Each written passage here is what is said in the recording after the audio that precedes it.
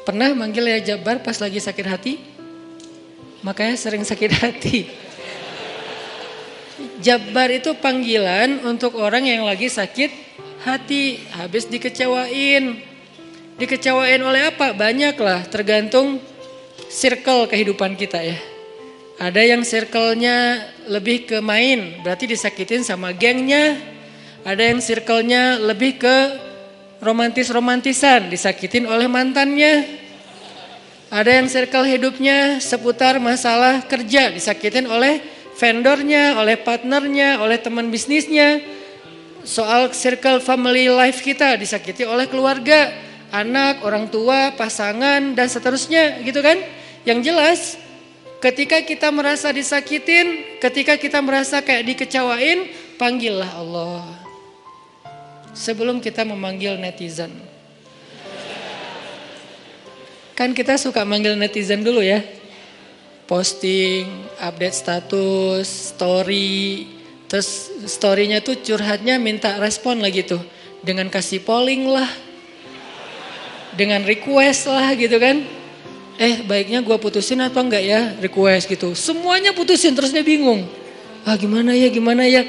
Nah, sebelum kita istisyarah kepada netizen, karena netizen itu istisyarah, bukan istifta, bukan istikharah. Yang paling tinggi itu kan derajatnya dari 3 level. Meminta pendapat, nomor 1 tuh istikharah, minta pendapat Allah. Kedua, istifta, minta pendapat ulama, orang yang berilmu. Ketiga, istisyarah, minta pendapat orang yang lebih bijak dan berpengalaman. Termasuk kepada teman kita atau followers kita atau geng kita, itu istisyarah. Sebelum kita istisyarah netizen, ya ayyuhal netizen, sebelum kita pakai kalimat itu, atau ya ustaz, bahkan sebelum ustaz, ya kiai, ya syekh, maka ya Allah. Panggil Allah Subhanahu wa ta'ala. Manggilnya gimana Ustadz? Salah satunya selain kata Allah pastinya, karena itu kalimat yang paling mulia, kita juga bisa manggil tematik. Ya Jabbar. Ya Jabbar itu bisa 2. Sebetulnya 3 maknanya Jabbar, tapi yang lebih common tuh 2. 1, dipanggil untuk masalah-masalah yang sifatnya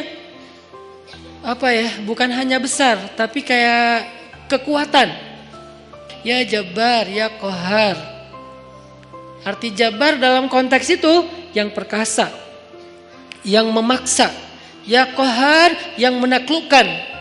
Sehingga dipakailah kalimat Jabbar, Qahar, Aziz, kan kata-kata yang nama-nama yang perkasa gitu, untuk doa-doa yang sifatnya biasanya dipakainya dalam kondisi terzolimi.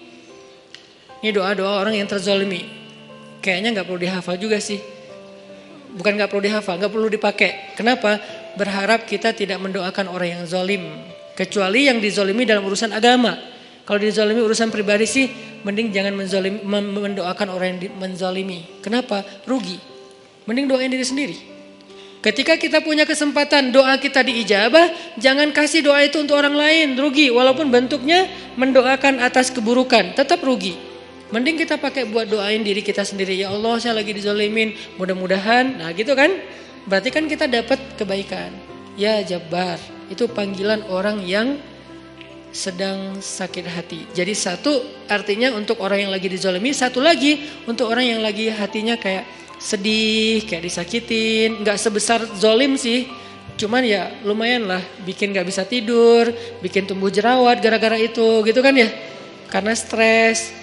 Jadi intinya adalah panggil Allah kalau kita lagi sakit hati dan dikecewain.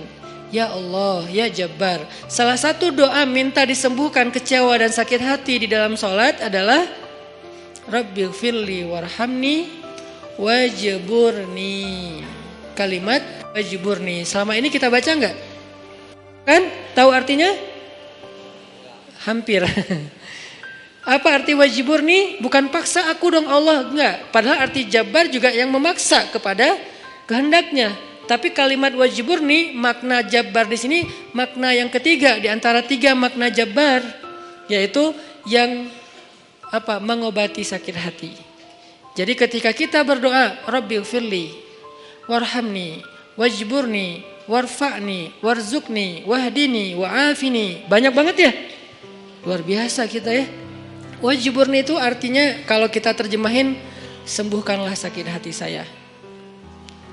Atau bahasa lain juga bisa diterjemahin, hiburlah aku ya Allah. Aku lagi sedih nih.